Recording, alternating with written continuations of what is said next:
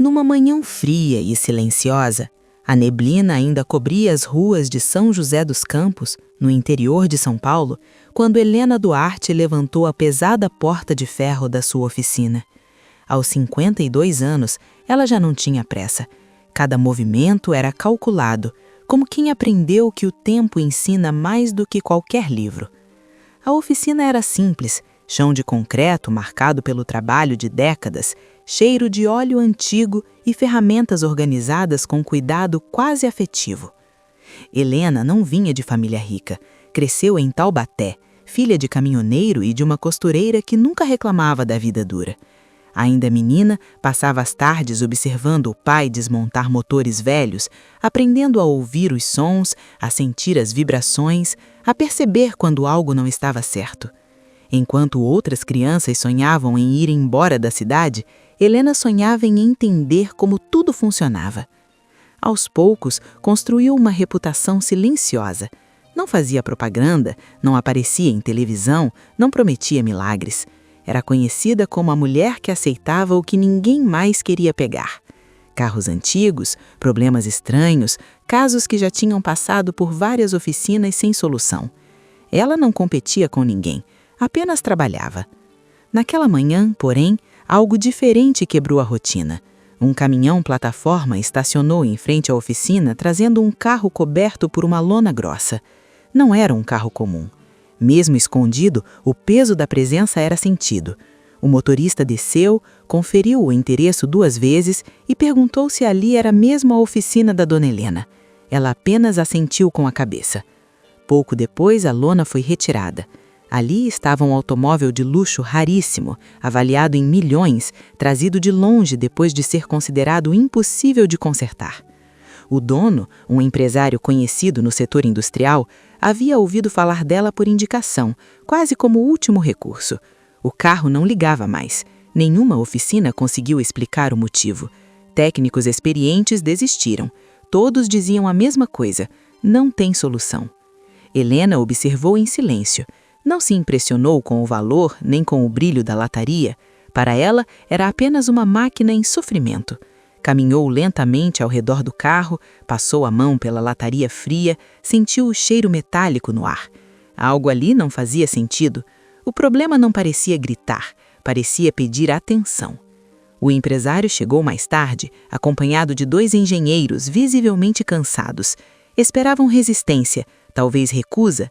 Em vez disso, Helena fez apenas uma pergunta simples: quando começou o primeiro sinal de falha?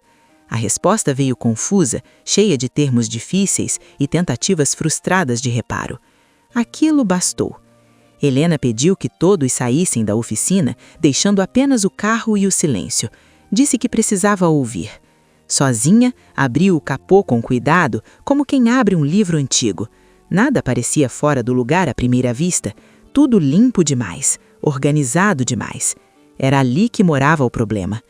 Ela sabia, pela experiência de uma vida inteira, que máquinas não quebram por acaso.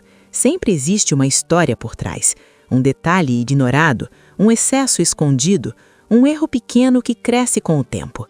Enquanto o sol subia e a oficina permanecia quieta, Helena teve a certeza de que aquele caso não era sobre força ou tecnologia, era sobre equilíbrio. Ao fechar a oficina no fim da manhã, deixou o carro ali, imóvel, mas diferente. Pela primeira vez em meses, alguém não tentava vencê-lo. Alguém tentava compreendê-lo. E, sem saber, Helena acabava de aceitar o desafio mais difícil da sua vida. Naquela tarde, Helena voltou à oficina com passos lentos, mas a mente em movimento. O carro permanecia no mesmo lugar, silencioso, como se aguardasse. Ela não ligou o rádio, não chamou o ajudante, não atendeu o telefone. Precisava de concentração. Começou desmontando partes que ninguém havia tocado, não por descuido dos outros, mas por medo. Medo de mexer demais, de assumir responsabilidade, de admitir que algo podia estar errado desde o começo. Enquanto trabalhava, lembrava do pai, ajoelhado no chão de terra, dizendo que motor bom fala baixo. Quando o problema grita, geralmente já é tarde. Aquela lembrança guiava suas mãos. Cada peça retirada era colocada em ordem, como páginas de uma história que precisava ser lida do começo ao fim. No segundo dia, o empresário voltou. Chamava-se Roberto Azevedo, homem de fala firme, mas olhar cansado. Já tinha gasto tempo, dinheiro e esperança demais. Pediu para acompanhar o trabalho. Helena permitiu, com uma condição: silêncio.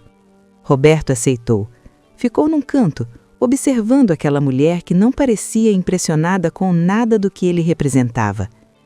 Helena começou a perceber algo sutil, pequenas marcas, quase invisíveis. Um calor que não deveria estar ali. Um desgaste que não combinava com o uso do carro. Não era falha de força, era excesso. Algo estava sufocando o funcionamento aos poucos, como quem respira errado por muito tempo. Ela explicou pouco, mas quando falava, Roberto escutava. Disse que o carro vinha sendo corrigido do jeito errado. Cada tentativa anterior só empurrava o problema para outro lugar, como uma casa com rachadura escondida atrás da pintura nova, bonita por fora, frágil por dentro. Os engenheiros voltaram no terceiro dia.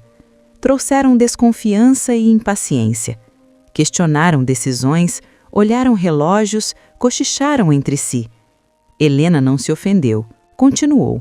Ela sabia que confiança não se pede, se constrói. E também sabia que aquela história não era só sobre o carro, era sobre admitir erros. À medida que avançava, Helena sentia o peso das escolhas. Cada peça retirada sem retorno imediato aumentava o risco. Se estivesse errada, não haveria desculpas. Mas algo dentro dela dizia que estava no caminho certo. Não era arrogância, era escuta. Numa tarde abafada, ao final de horas exaustivas, ela chamou Roberto e apontou para uma área específica. Disse apenas que ali estava o início de tudo. O empresário empalideceu. Aquilo significava que o defeito vinha de uma adaptação feita ainda na fábrica, algo que ninguém queria assumir. O clima mudou. Os engenheiros se calaram. Roberto percebeu que o problema não era pequeno, nem simples.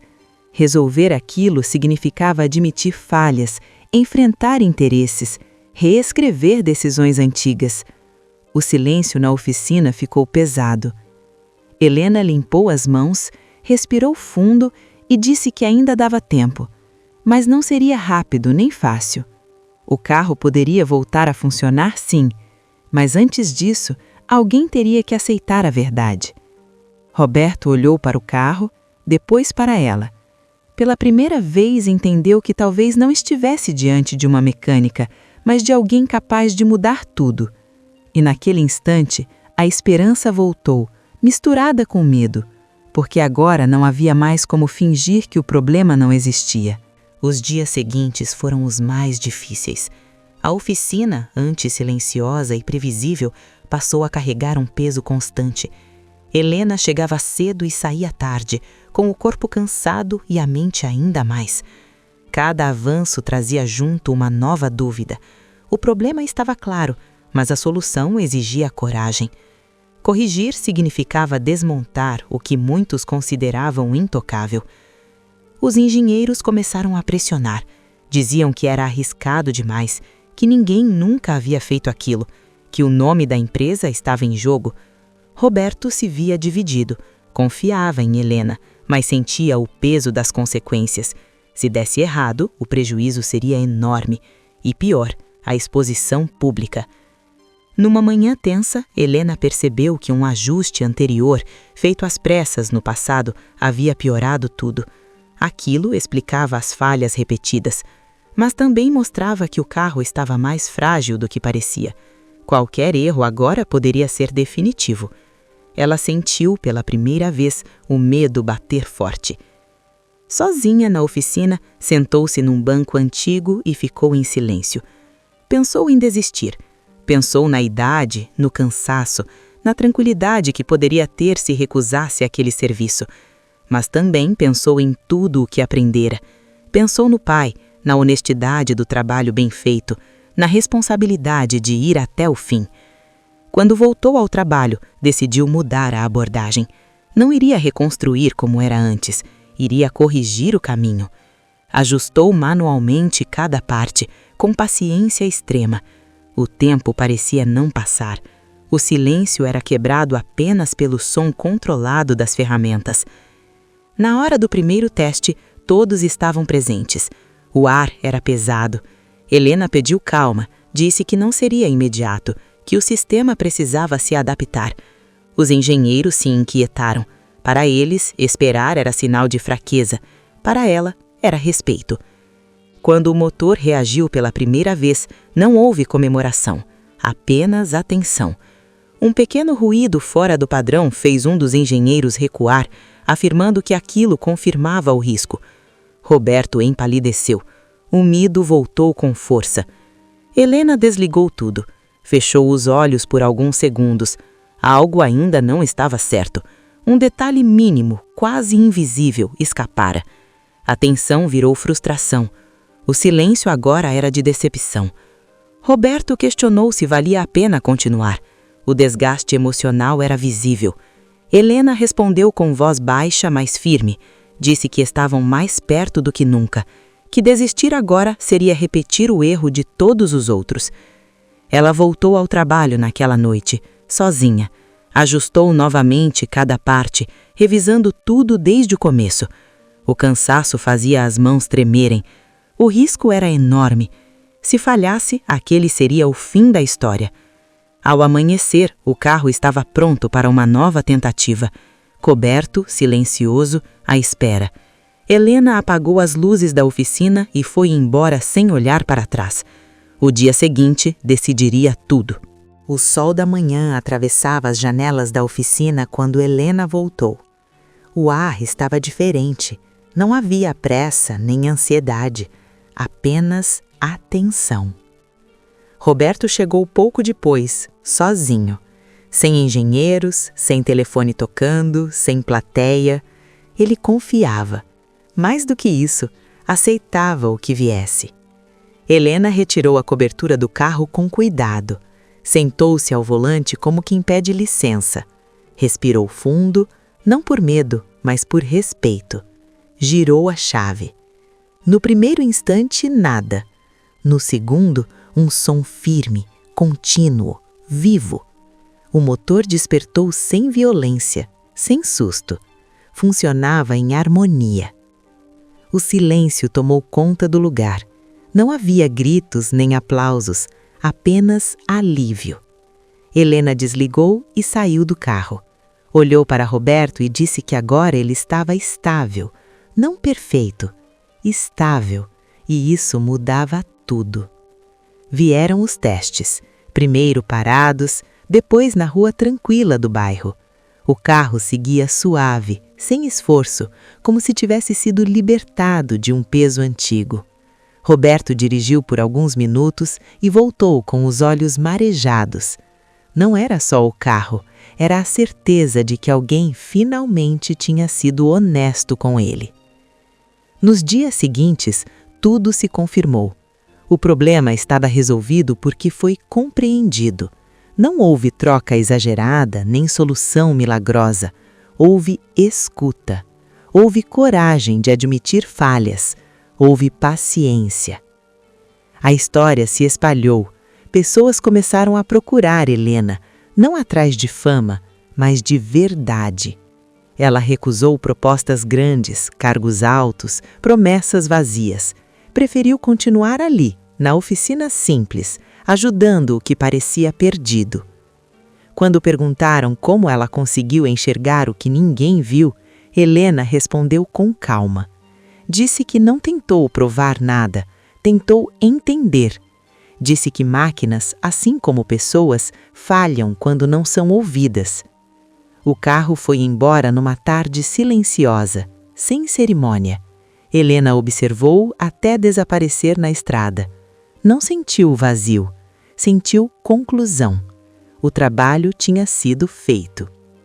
Hoje aquela oficina segue aberta, não como um lugar de milagres, mas de atenção. A história daquele carro virou símbolo, não de luxo, mas de humildade. Mostrou que experiência vale mais do que pressa, que ouvir é mais poderoso do que impor. Se essa história tocou você de alguma forma, deixe seu comentário.